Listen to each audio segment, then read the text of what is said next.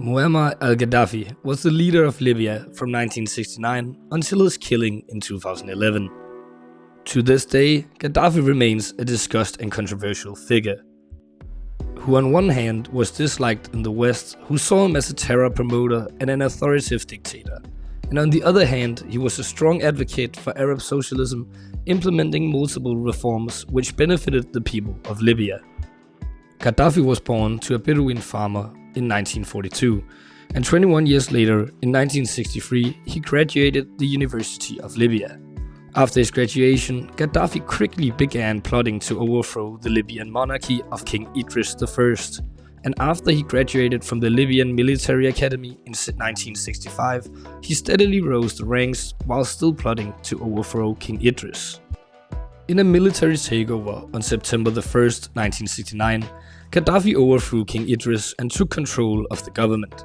The Revolutionary Command Council, which would administer Libya going forward, was chaired by Gaddafi, who was also named Commander-in-Chief of the Armed Forces.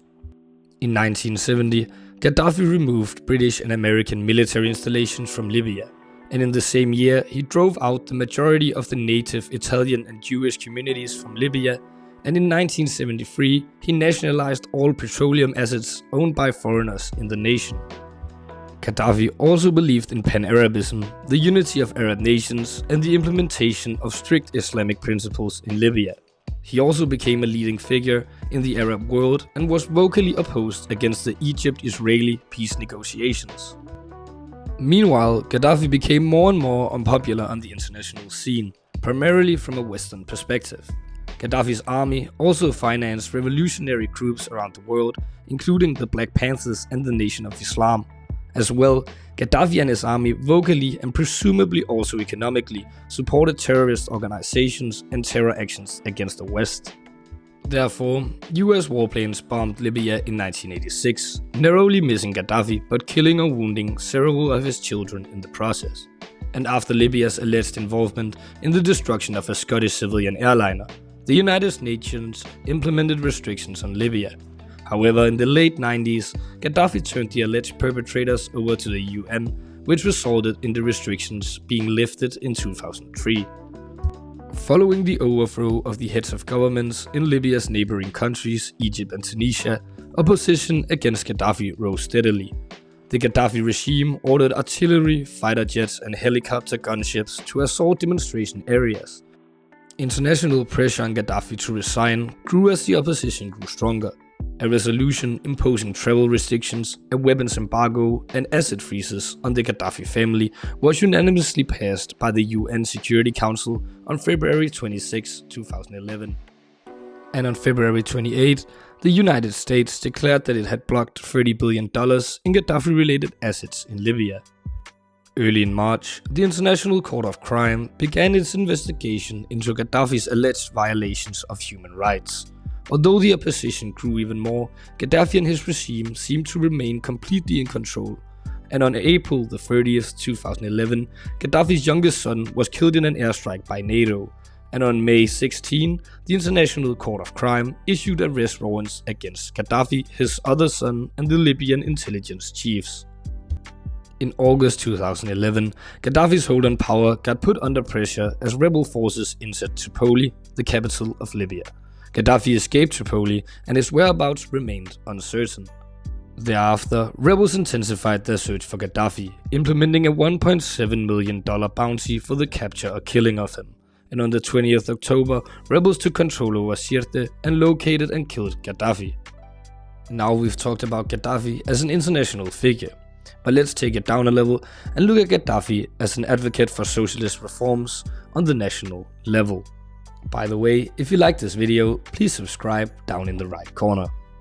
As mentioned, Gaddafi came to power in 1969 and 5 years later, in 1974, he began implementing Islamic socialist reforms according to his authored work, The Green Book, which got published a year later in 1975.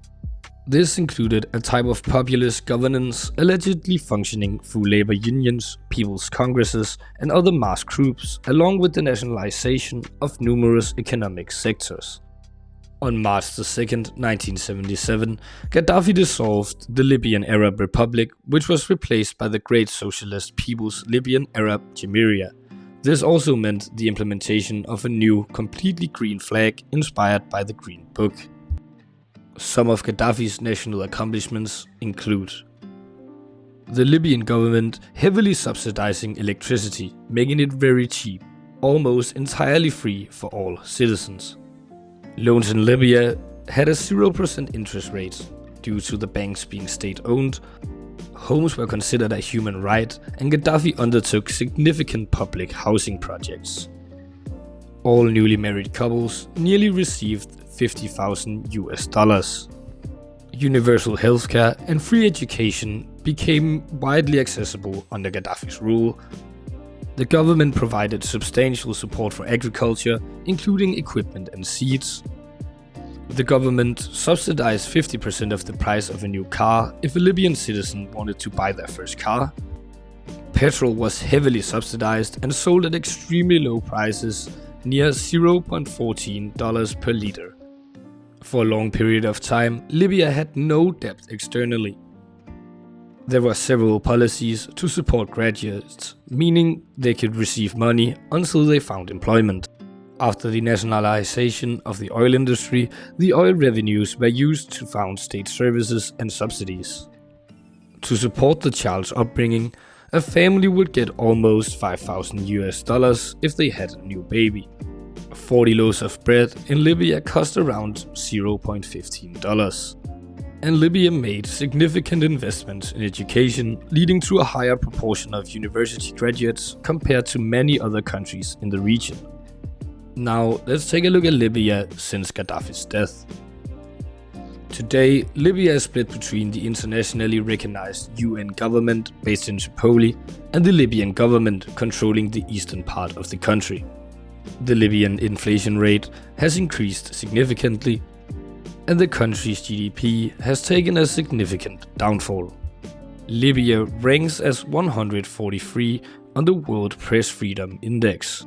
Libya is also included in a list of countries having the least freedom of speech in the world, and the country ranks 66th in the World Happiness Index. The era of Gaddafi truly reflects the difference in national and international interests and how regimes ultimately care most about national interests. It should also spark a debate on the role of international institutions and the UN Security Council's global representation. Let me know your thoughts on Gaddafi down in the comments. Now, there's nothing left to say other than thank you so much for watching this video. If you enjoyed it, please leave a like and subscribe.